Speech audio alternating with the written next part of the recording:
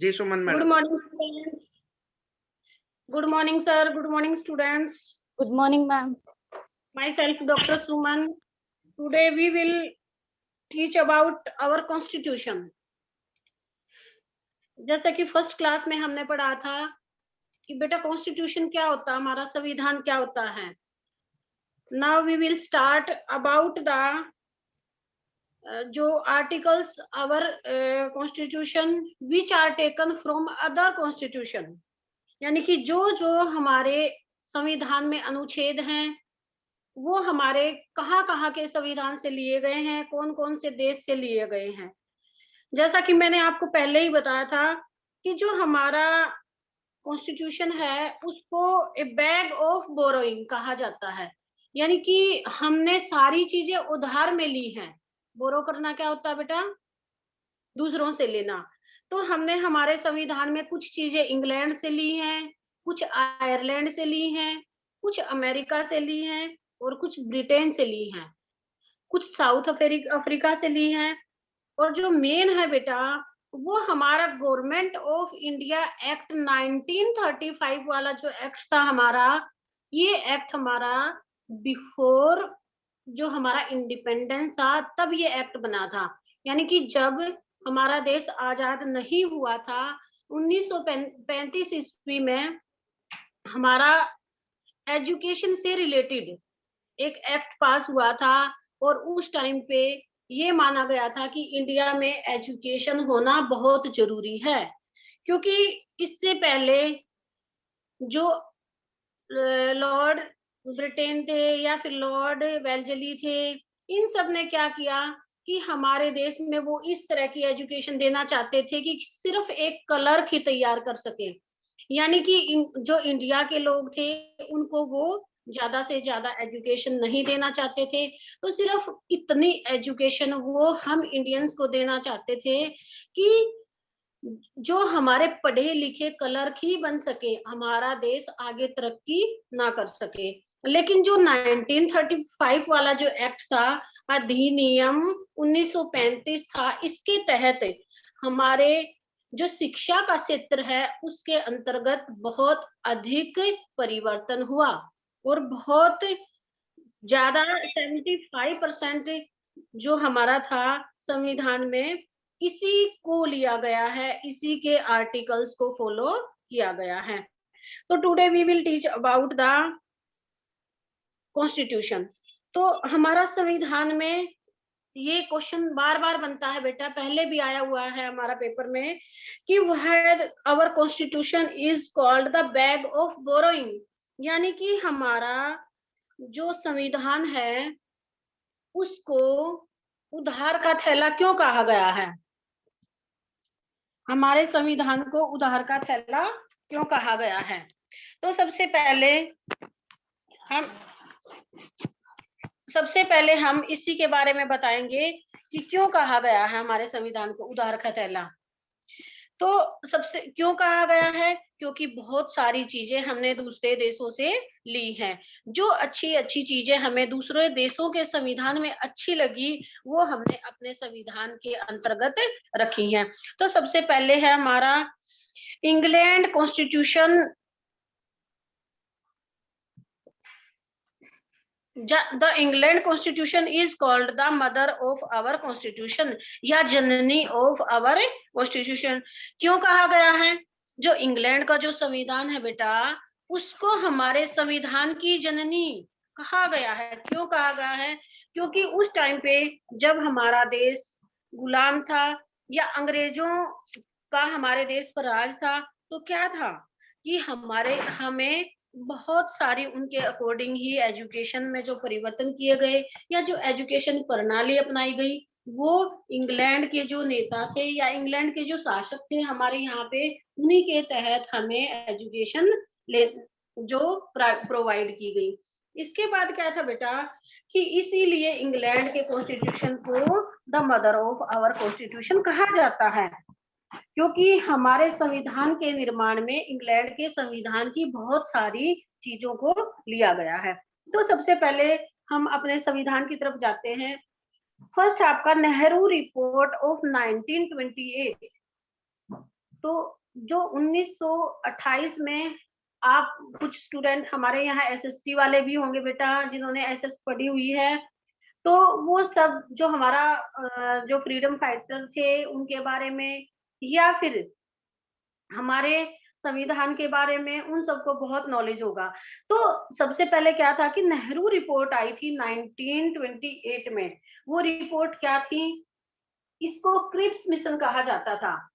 भारत में शिक्षा की तरफ ध्यान देने के लिए, या शिक्षा के अंतर्गत क्या-क्या कमियां हैं, या कैसा भारत में सुधार करना चाहिए, इसके लिए अंग्रेजों ने एक मिशन तैयार करके हमारे देश में भेजा था, और वो मिशन क्रिप्स मिशन कहलाया। तो इसने अपने अपने क्या सजेशन दिए इस मिशन ने? तो सबसे पहले क्या हुआ था कि इन्होंने ये बोला कि centre will be powerful. According to Cripps mission क्या रिकमेंडेशन की गई कि centre will be the powerful, यानी कि जो हमारा केंद्र है वो सबसे अधिक शक्तिशाली होना चाहिए। सेकंड क्या था? Stabilise of the supreme court. तो जो क्रिप्स मिशन आया था उसने ये भी अपनी रिकमेंडेशन की, ये भी उन्होंने सजेशन दिया कि जो सुप्रीम कोर्ट है, यानी कि एक सर्वोच्च न्यायालय हमारे देश में जरूर होना चाहिए। तो ये दो उन्होंने सजेशन दिए थे। ये आपका 1 नंबर का क्वेश्चन भी बनता है कि जनरल नॉलेज के लिए बेटा, कि जो सुप्रीम कोर्ट की रिकमेंडेशन कौन से आर्टिकल या कौन से एक्ट के तहत की गई। तो कौन सा एक्ट था? वो हमारा 1928 वाला एक्ट, यानी कि क्रिप्स मिशन वाला। इसके बाद है बेटा सेकंड पॉइंट है हमारा the government of India act 1935। बेटा जो मेन था वो हमारा यही एक्ट था। ये एक्ट 1935 में पास हुआ, और इसके अंतर्गत जो हमारी रिकमेंडेशन की गई वो हमारी एजुकेशन के लिए बहुत ही बेनिफिशियल थी, यानी कि बहुत अधिक इन जो सुझावों को माना गया था। सबसे पहले क्या था कि जो हमारा 1935 था इसमें हमारी द्वैध शासन प्रणाली लागू की गई, यानी कि इसमें जैसे विधानसभा और विधान परिषद, इस तरह से एक सुप्रीम पावर होती थी और एक लो पावर, यानी कि सबसे पहले हमारी जो शासन प्रणाली थी वो द्वैध थी। लेकिन ये क्या था कि इसके अंतर्गत जो हमारे एजुकेशन से रिलेटेड जो भी जो कानून पास होते थे या जो भी अधिनियम बनाए जाते थे वो हमारी सरकार ने इस के अंतर्गत रखे। तो इसने हमारे क्या-क्या रिकमेंडेशन दी, यानी कि कौन से सुझाव थे जो हमारे एक्ट 1935 ने पास किए और हमारे देश में लागू हुए। तो सबसे पहले क्या था? Many of the provision are copied directly from this act, यानी कि बहुत सारे जो प्रोविजन थे वो कहाँ से कॉपी किए गए? डायरेक्टली फ्रॉम दिस एक्ट, यानी कि act 1935। The 75% part of this act was taken in our constitution, यानी कि 75% जो हमारा संविधान है वो हमारा इस देश से ही लिया गया है। तो ये तो मेन था। अब इसने हमारे सजेशन कौन कौन से दिए, यानी कि कौन कौन से सुझाव इस एक्ट ने हमें प्रोवाइड किए गए। तो सबसे पहले क्या है? Division of the power between state and central government. क्या था? सबसे पहले जो मेन पॉइंट माना गया, जो मैंने अभी बताया था कि द्वैध शासन प्रणाली अपनाई गई, यानी कि division of power between state and centre. पहले क्या था कि जो हमारी नेहरू रिपोर्ट थी उसके अंतर्गत सिर्फ ये माना गया कि the supreme power is our centre, यानी कि the centre will be the supreme power, की सुप्रीम पावर जो होती है वो हमारा सेंटर ही होना चाहिए। लेकिन नहीं, जो हमारा एक्ट 1935 था इसके अंतर्गत ये माना गया कि पावर का, यानी कि हमारी शक्ति का दो भागों में विभाजन किया गया, एक स्टेट गवर्नमेंट के तहत और दूसरा केंद्र सरकार के तहत। यानी राज्य व केंद्र सरकार के मध्य शक्तियों का विभाजन, कि जो सेंटर के जो हमारे नियम होते हैं या जो सेंटर के लिए कानून बनाए जाते हैं वो हमारी सेंट्रल गवर्नमेंट बनाई, और जो हमारे स्टेट के जो कानून होते हैं वो हमारी स्टेट गवर्नमेंट ही बनाए। तो ये डिवीजन किया गया। और इसमें कौन कौन से थे? जो आज के टाइम में क्या है बेटा कि हमारे 3 तरह की लिस्ट है। सबसे पहले हमारी स्टेट लिस्ट, सेकंड हमारी सेंट्रल लिस्ट और थर्ड हमारी कॉन्करेंट लिस्ट। यानी कि राज्य सूची, केंद्रीय सूची और समवर्ती सूची, ये तीन हमारी लिस्ट हैं। इन तीनों लिस्टों के तहत हमारे सभी विभागों का विभाजन किया गया है।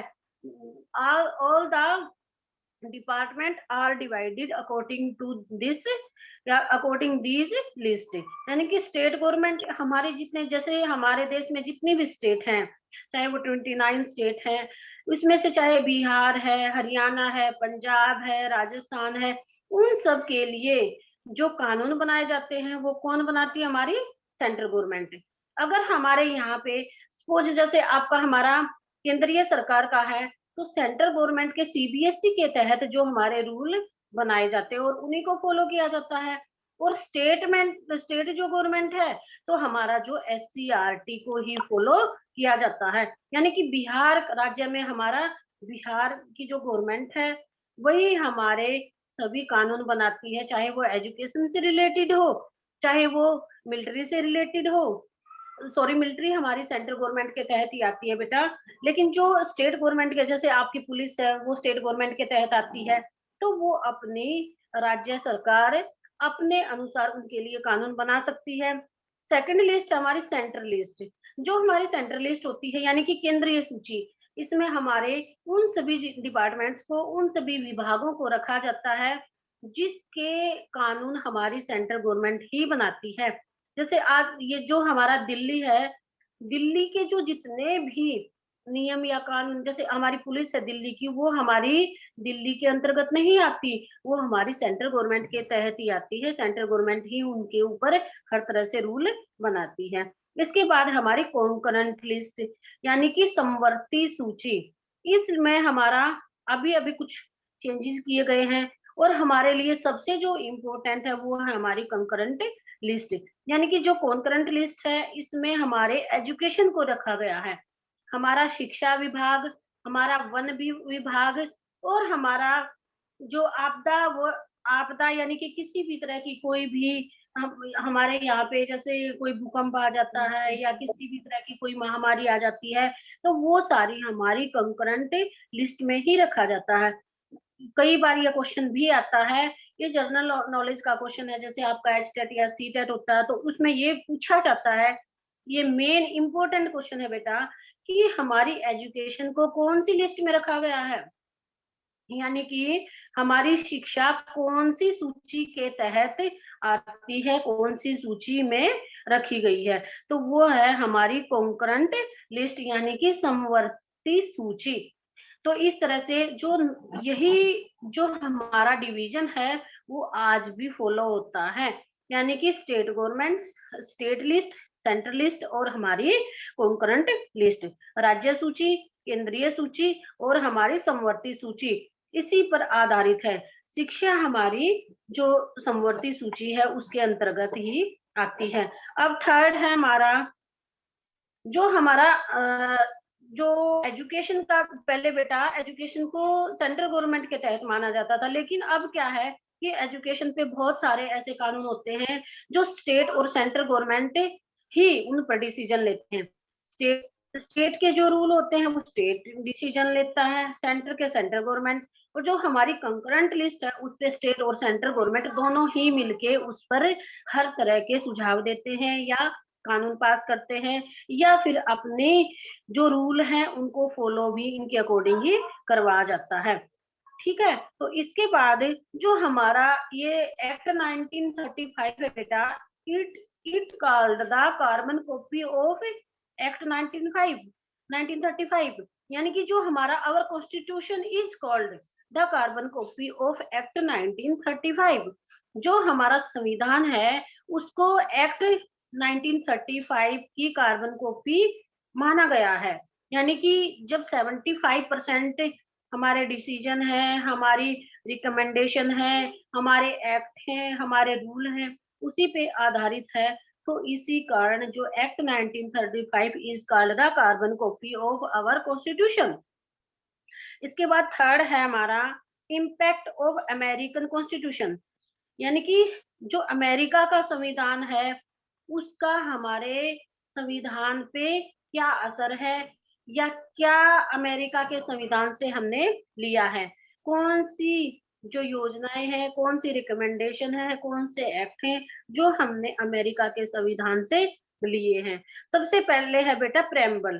Preamble was taken from American constitution. Preamble क्या होती है? प्रस्तावना। प्रस्तावना से संविधान का आरंभ होता है।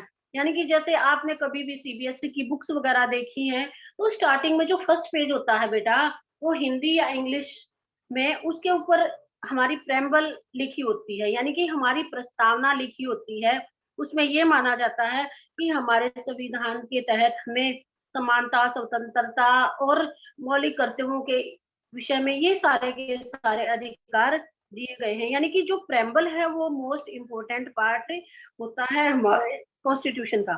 यानी कि हमारे संविधान की जो प्रस्तावना है, उससे हमारे संविधान का आरंभ होता है और ये हमने अमेरिका के संविधान से ली गई है। सेकंड है इसमें the power of our president, यानी राष्ट्रपति की शक्ति। सबसे पहले अमेरिका से क्या लिया हमने? प्रेम्बल। सेकंड है हमारा पावर ऑफ प्रेसिडेंट, यानी कि राष्ट्रपति के बारे में, राष्ट्रपति की शक्तियों के बारे में। अमेरिका में भी जिस तरह से हमारे देश में प्रेसिडेंट चुना जाता है बेटा, और इसी तरह से अमेरिका में भी राष्ट्रपति के चुनाव होते हैं। जैसे अभी भी अमेरिका में राष्ट्रपति चुने गए हैं ना, तो बिल क्लिंटन की जगह दूसरे राष्ट्रपति अब चुने गए हैं। तो उसी तरह से हमारे देश में भी राष्ट्रपति का आफ्टर 5 ईयर इलेक्शन होता है और हमारे देश का राष्ट्रपति भी चुना जाता है। राष्ट्रपति को वही तीनों सेनाओं का जो अध्यक्ष है माना जाता है। उसको हर तरह की जो पावर होती है वो अमेरिका के कॉन्स्टिट्यूशन के अकॉर्डिंग ही दी गई हैं हमारे राष्ट्रपति को भी। तो ये जो था, ये हमारे जो संविधान में लिया गया है, ये अमेरिका से लिया गया है। अमेरिका के अकॉर्डिंग ही हमारे यहाँ भी राष्ट्रपति का चुनाव होता है।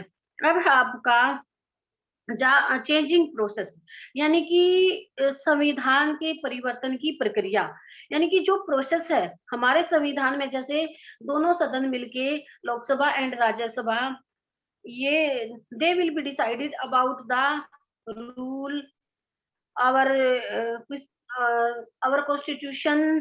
जो पावर है, पावर ऑफ हमारी जो प्रेसिडेंट पावर है या हमारी किसी भी तरह के एमएलए एमपी के अकॉर्डिंग है, वो सारे के सारे 2/3 सदस्य हमारा किसी भी कानून को पास करते हैं और उस कानून के पास होने के बाद वो हमारा, जब दोनों सदन मिलके उस कानून को 75% या 2/3 सदस्य उस पे अपनी सहमति देते हैं, तो वो हमारा कानून बन जाता है और हमारे संविधान में इस तरह से परिवर्तन भी किया जाता है। यानी कि जो हमें नया कानून पास करना है उसको लागू कर सकते हैं, या कोई भी कानून अगर उचित नहीं है तो हम उसको 2/3 सदस्य, यानी कि हमारे 75% जो एमएलए एमपी हैं वो उस पर अपनी मोहर लगा देते हैं और जो कानून है उसको चेंज कर सकते हैं।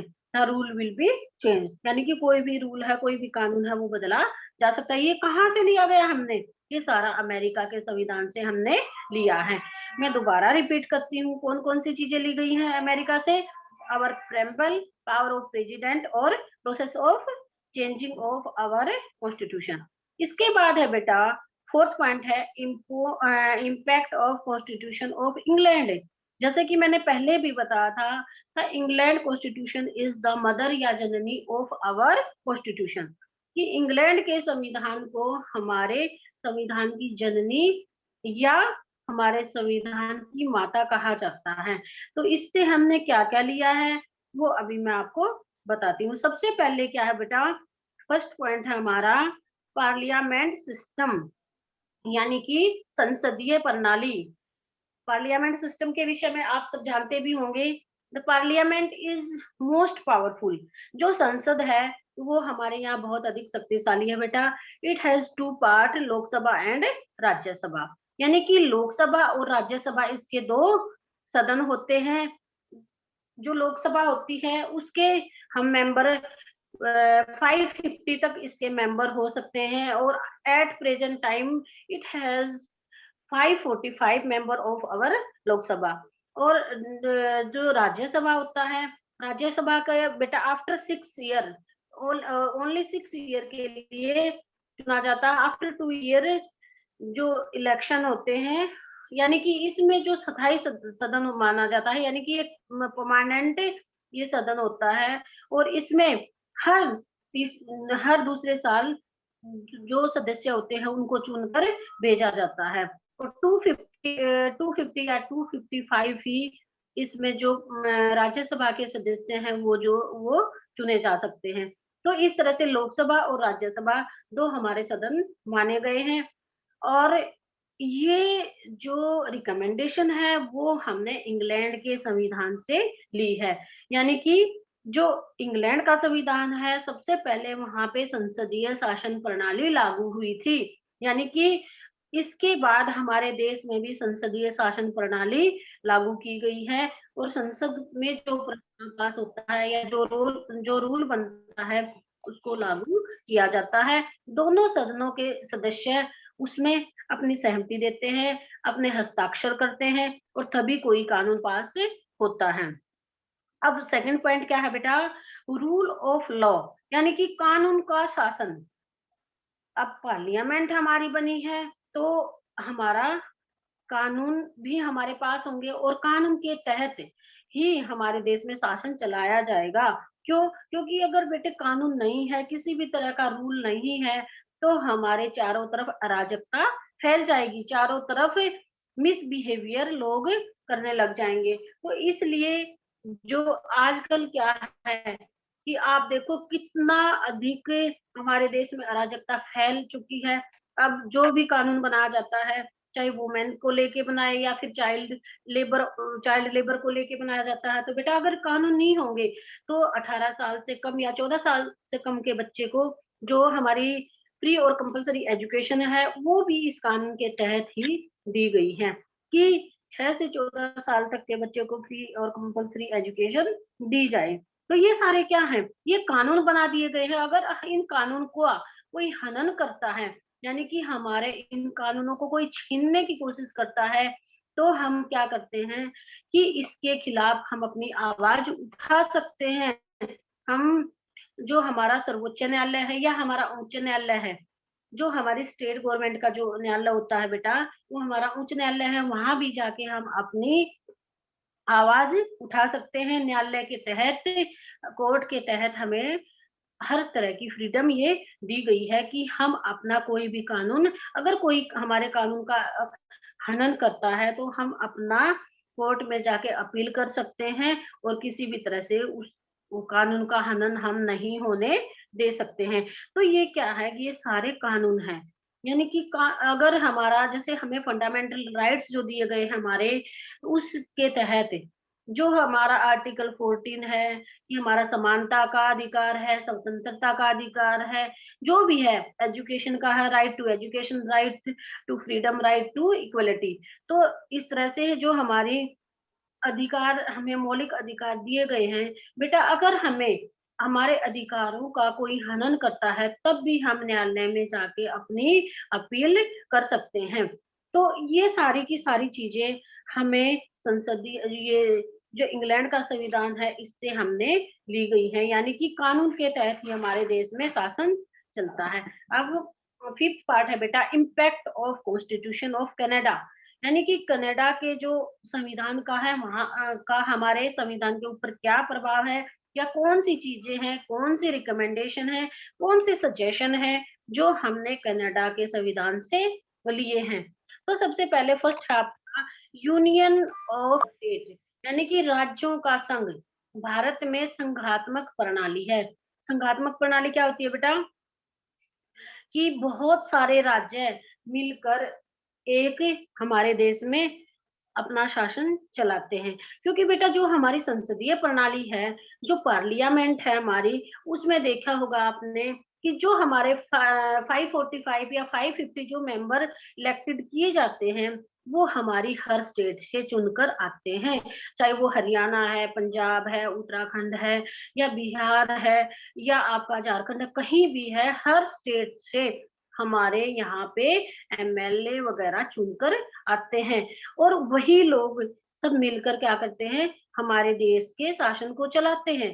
तो भारत को एक संघात्मक प्रणाली भी कहा जाता है, यानी कि यहाँ पर बहुत सारे जितनी भी स्टेट है सबको इक्वलिटी से स्टेट वाइज कि हमारे स्टेट में कितने एमएलए चुने जाते हैं और बिहार में कितने हैं, उत्तराखंड में कितने हैं, तो बेटा वो सारे मिलके हमारे देश की सरकार को चलाते हैं।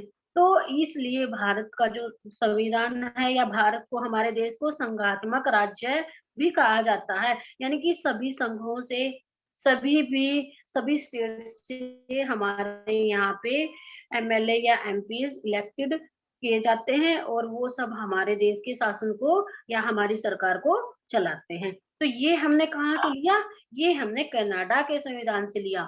इसके बाद हमारा सिलेक्शन ऑफ गवर्नर। अब बेटा गवर्नर क्या होता है, गवर्नर बेटा जो हमारा सेंट्रल गवर्नमेंट है, तो हमारे वहां पे क्या होता है, प्रधानमंत्री और राष्ट्रपति, यानी कि हमारे पीएम होते हैं और हमारे प्रेसिडेंट होते हैं। लेकिन जो स्टेट गवर्नमेंट है बेटा, वहां पे होता है हमारा सीएम और गवर्नर। ठीक है, यानी कि सीएम कौन होता है, हमारा चीफ मिनिस्टर, और हमारा गवर्नर यानी कि राज्यपाल। तो जिस तरह से हमारा जो केंद्र सरकार है यानी कि सेंट्रल गवर्नमेंट है, जो पावर हमारे राष्ट्रपति को दी जाती है यानी कि प्रेसिडेंट को जो पावर दी जाती है, लगभग उनके समान ही जो पावर है वो हमारे राज्यपाल को भी दी जाती है। तो हमारे देश में सभी राज्यों में गवर्नर इलेक्टेड किए गए हैं। जो भी इनका इलेक्शन है, जो इनकी शक्तियां हैं, जो इनको हमारे भत्ते वगैरह जो भी इनको दी जाती हैं, वो हमारे अकॉर्डिंग टू आवर प्रेसिडेंट ही दिए जाते हैं। और इनको अगर हटाना है तो जिस तरह से 2/3 सदस्य हमारी पार्लियामेंट में जो पार्लियामेंट होती है उसमें अपने अपने सुझाव के द्वारा या अपने मत के द्वारा इनको हटा महाभियोग द्वारा हटा सकते हैं। उसी तरह से हमारे गवर्नर को भी महाभियोग द्वारा इनको हटा सकते हैं हम। लेकिन जो देखा जाए जो मेन पावर होती है वो हमारा गवर्नर ही माना जाता है, जिस तरह से हमारे प्रेसिडेंट को माना जाता है। यानी कि supreme power of our state is our governor, यानी कि जो सुप्रीम पावर होती है, जो सर्वोच्च शक्ति होती है वो हमारा राज्यपाल होता है। लेकिन जो हमारी सरकार है, जो हमारी विधानसभा है, उसको जो चलाने के लिए जो हमारे एमएलए होते हैं और हमारे सीएम वगैरह और मंत्री, ये सब हमारी सरकार को चलाते हैं। लेकिन कोई भी कानून है वो गवर्नर के हस्ताक्षर के बगैर, गवर्नर के सुझाव के बगैर वो कानून पास नहीं हो सकता। तो यही माना जाता कि सर्वोच्च शक्ति हमारे कौन है, गवर्नर। तो इस तरह से बेटा ये हमने गवर्नर इलेक्शन या सिलेक्शन ऑफ आवर गवर्नर ये कहाँ से लिया गया हमने, it drive from the constitution of Canada. अब सिक्स हमारा impact of constitution of Australia, यानी कि ऑस्ट्रेलिया के जो संविधान का है वो हमारे संविधान में क्या क्या चीजें रखी गई हैं या क्या प्रभाव है। तो सबसे पहले क्या है कि जिस तरह से हमारा जो मैंने अभी बताया था कि कॉन्करेंट लिस्ट है, जो हमारा एजुकेशन को जिस लिस्ट में रखा गया है वो हमारी कॉन्करेंट लिस्ट है, तो वो ऑस्ट्रेलिया के संविधान से ही ली गई है। हालांकि इससे पहले जो हमारा आर्टिकल 35 था जो हमारे देश में बना था, उसमें भी ये रखा गया है।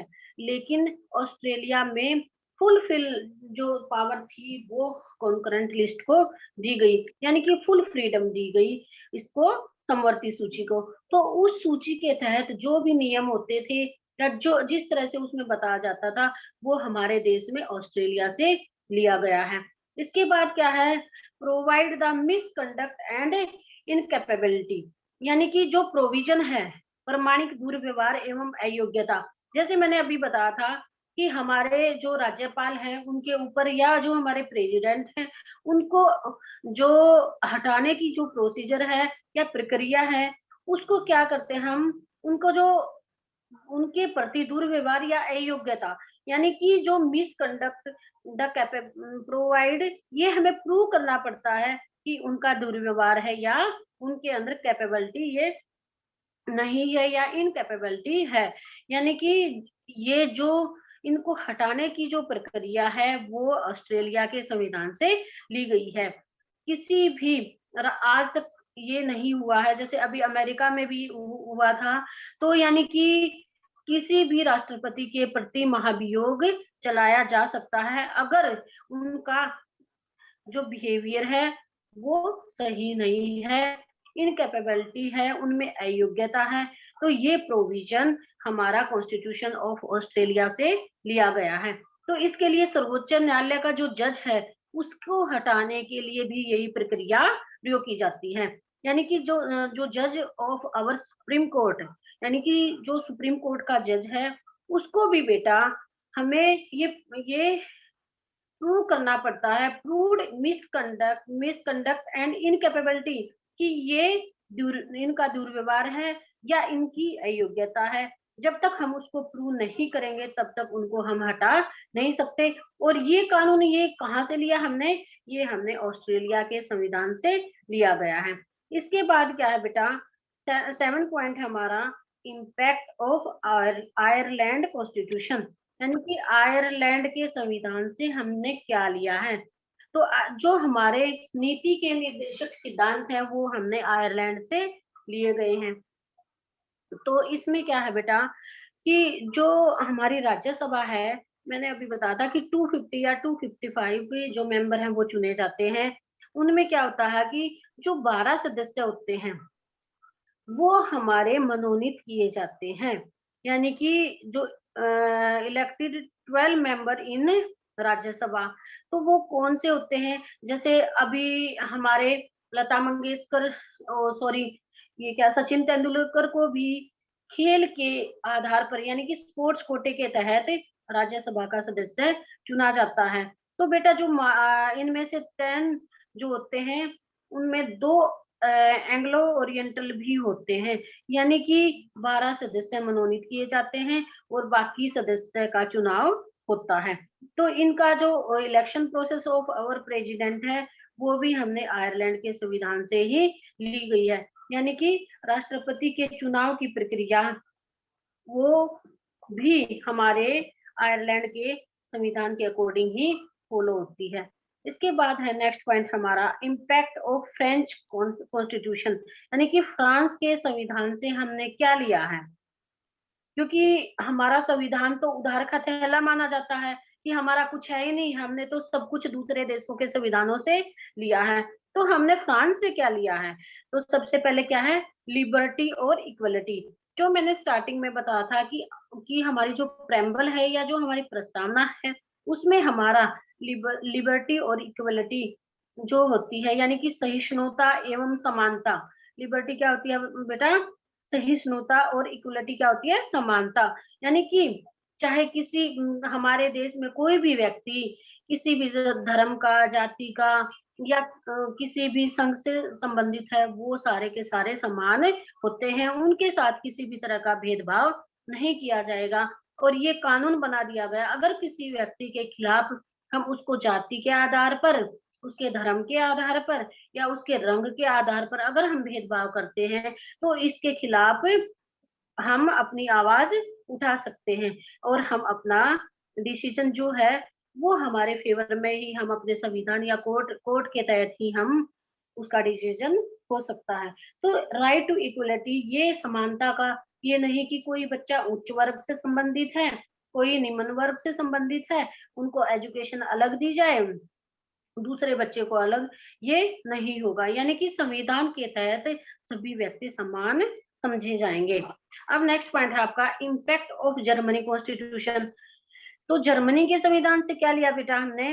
According to article 352 the power of president, वही है बेटा कि हमारे जो राष्ट्रपति की जो शक्तियां हैं वो हमने जर्मनी के संविधान से भी कुछ ली गई है।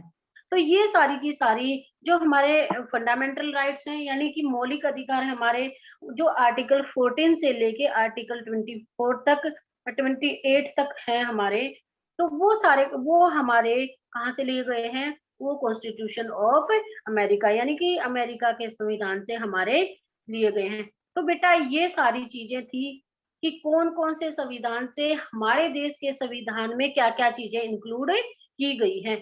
तो why our constitution is called the bag of borrowing, या which are the source of our constitution, कि हमारे संविधान में के कौन कौन से स्रोत हैं, कहाँ कहाँ से हमने लिया है, या हमारे संविधान को उधार का थैला क्यों कहा जाता है। तो क्वेश्चन किसी भी तरह से घुमा फिरा कर आ सकता है। इससे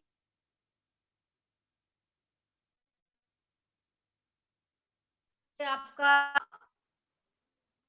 को चाहे उधार का थैला कहा जाए बेटा, या कौन कौन से स्रोत हमारे को, कहाँ कहाँ से हमारे संविधान में कौन कौन सी धाराएं कहाँ से ली गई है, या ये भी क्वेश्चन बन सकता है कि विभिन्न देशों के संविधान का हमारे संविधान के ऊपर क्या प्रभाव पड़ता है। तो ये चाहे क्वेश्चन किसी भी तरह से आ जाए, आप लोगों को ये सारी चीजें उसमें डालनी होगी, और तभी आपका क्वेश्चन ये बनता था बेटा। ये 4 मार्क का क्वेश्चन भी बनता है। Why our constitution is called the bag of borrowing? Yeah, which are the sources of our constitution? Yeah, impact of other constitution on our Indian constitution.